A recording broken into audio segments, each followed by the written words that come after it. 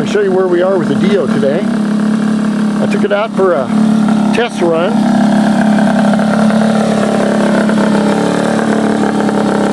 And you can see the really neat cylinder down there.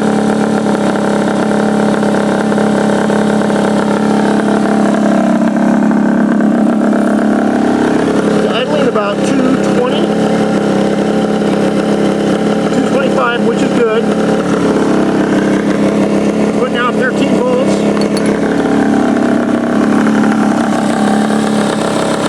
I'm running the stock 28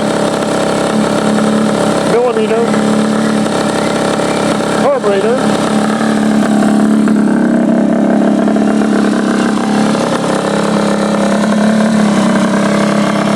I've got to take the front off right here and see how well the water's holding up. I mean the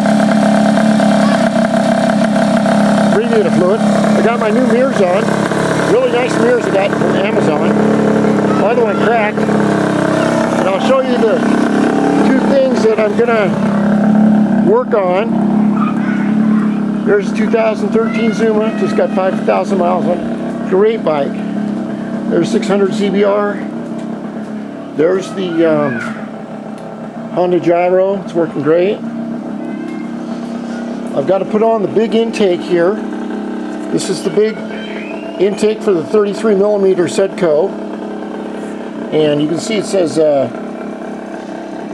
DIO Tata big valve. And that's the deal right there for that. And another thing I have to put on is, I kind of like that.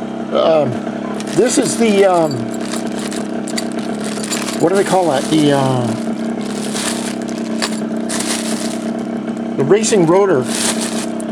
I have to put it on. There's a block I'm working on.